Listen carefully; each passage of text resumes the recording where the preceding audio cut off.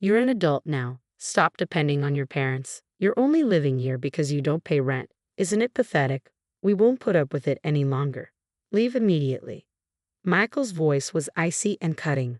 "They label me as unemployed just because I work from home, a situation I didn't choose. They've put my mother in a nursing home, and I can't handle it anymore."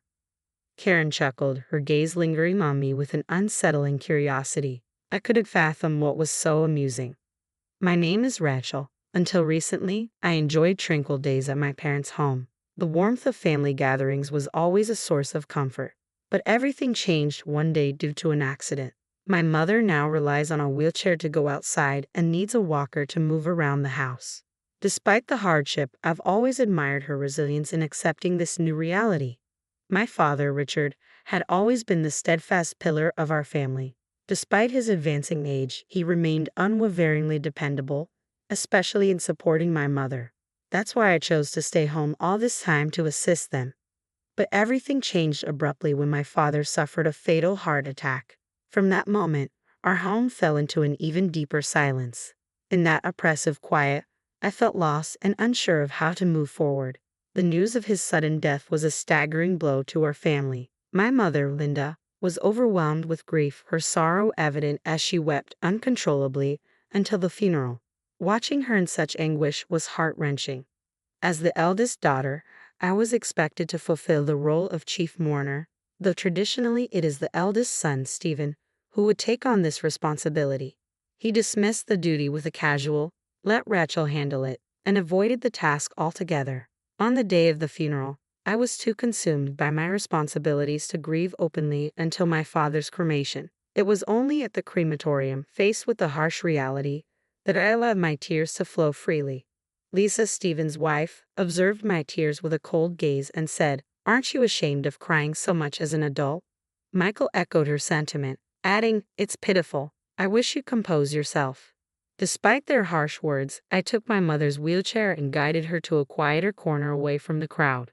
We held hands, sharing stories of my father, his warm smile, and the cherished moments we spent together. In that intimate space, Linda and I resolved, from now on, it will be just the two of us. We'll combine our strengths and look forward together. After the funeral, Michael and Lisa departed without a word. I was surprised by their early departure, especially given the significance of our father's funeral. His sudden death had shifted the dynamics within our family. Stephen, in particular, seemed distant, but my mother reassured me, everyone grieves in their own way. Stephen might be mourning in his own way. I took her words to heart and tried to keep my emotions in check. After that, life settled into a quiet routine for my mother and me. I worked from home as a freelance programmer, though my parents never fully understood the nature of my job. They probably assumed I was working diligently, given my regular contributions to the household finances. Balancing my programming work with household chores and caring for my mother proved challenging. With my father gone, I now bore the brunt of managing the household and looking after my mother, all while maintaining my job. Adding to the strain was the debt my father had incurred as a co-signer for a friend who had disappeared, leaving us to face the financial burden. Even in retirement, my father had taken on part-time work to repay the debt, but with his passing, that responsibility fell to me. Every day was a struggle with debt collectors visiting monthly and the pressure of approaching repayment deadlines. Managing the house, working, and dealing with these financial obligations was more demanding than I had anticipated. Yet I was determined not to burden my mother with my stress. Despite my exhaustion, I made sure to remain cheerful and supportive around her. Each time Michael visited, it felt like all my efforts were undone. Though his home is about an hour's drive away, he made the trip occasionally to check on Mom.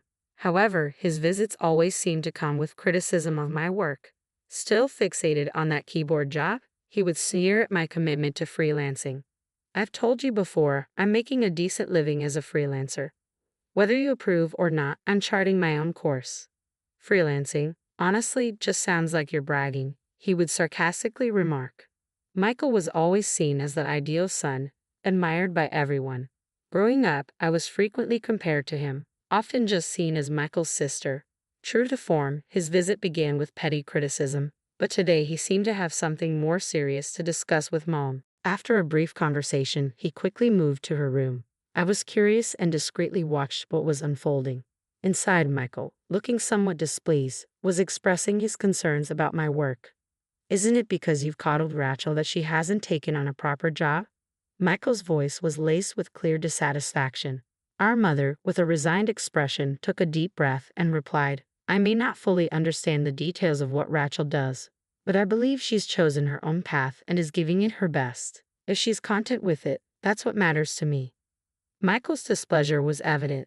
But isn't it partly your fault that Rachel's always stuck at home? For her sake, maybe it's time you consider moving to a senior living facility.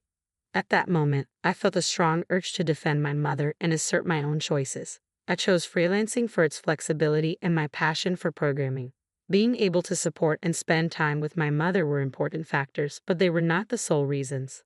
Without thinking, I opened the door and walked toward my mother, ready to confront the situation.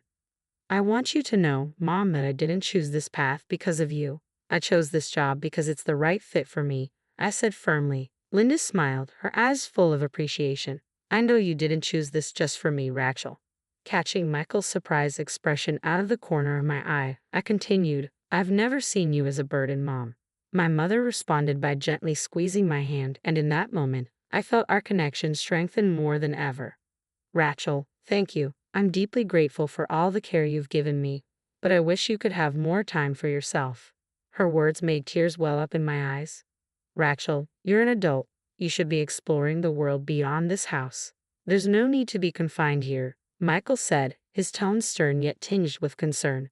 After escorting me out of the room, he started discussing moving our mother to a senior home. Before long, the decision was made for her to relocate. The house felt unbearably quiet and empty compared to the days when our family was together. When I visited Mom at the senior home, I found some relief in seeing her enjoy her new friendships. Still, I couldn't shake the frustration of Michael making such a significant decision without consulting me. One day, I received an unexpected call from Michael. Keep Sunday free, he ordered abruptly before hanging up. His overbearing attitude was becoming too much for me. On Sunday morning, Michael and his wife, Karen, showed up at my door. As soon as they entered my room, Michael made a surprising proposal. Don't you think this house is a bit too large for you, Rachel? Karen added with a smile. Actually, we're considering moving in here. Could you find somewhere else to stay? I was stunned and could only manage a stunned, what? Michael continued, you've been depending on our parents even as an adult. You stay here because you don't pay rent, and that's not acceptable. You need to move out. Karen stood beside him, wearing a smirk. A surge of emotions welled up inside me, but I managed to reply, fine, I'll move out. But from now on, stay out of my affairs. In response, Michael proposed, maybe it's time to sever our sibling ties. It could be a fresh start for both of us, don't you think? I nodded in agreement, saying, that sounds fine to me. Soon after, I began searching for a new place and quickly found an apartment that I liked. The move was swift since I didn't have much to pack. The new apartment was perfect for solo living, bright, well ventilated, and very comfortable. The pressure I felt in the large house back home gradually lifted in this new setting. To my surprise, I quickly found myself enjoying this new phase of my life. Even shopping at the nearby small supermarket became a pleasure. This fresh start brought new discoveries and a sense of hope. On a sunny day about a month later, I received an unexpected call from Michael, who had previously claimed we were no longer in contact. His voice carried an edge of urgency. Rachel, is it true that Dad left behind debts? It dawned on me that I hadn't informed Michael about the debts. For me, dealing with them had become a routine part of life, and I hadn't considered it noteworthy. Why didn't you mention this earlier? The whole neighborhood is buzzing with rumors. Karen's too scared to even go outside. How have you managed to keep those intimidating debt collectors at bay? Michael asked. I replied calmly, it's straightforward. I've been making the payments every month. Really? The collectors are saying the amount is $1,000 a month. How have you been able to cover that?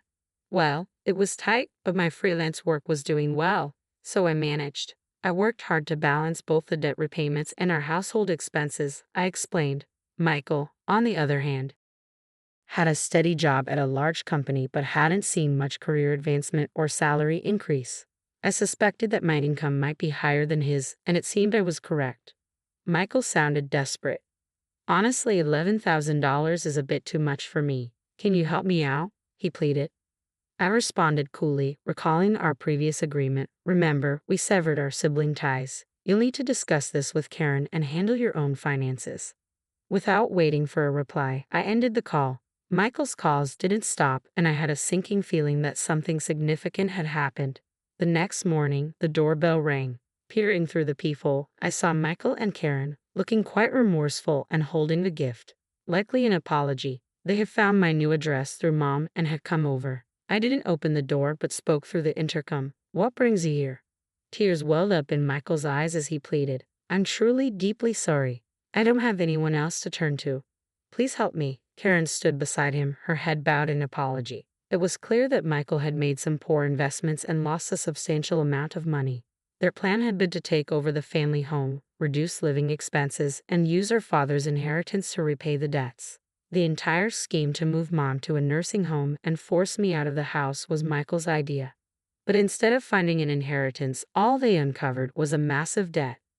I thought we'd be able to claim the house and pay off the debts with Dad's inheritance. I had no idea he left behind so much debt, he said, his voice trembling with emotion.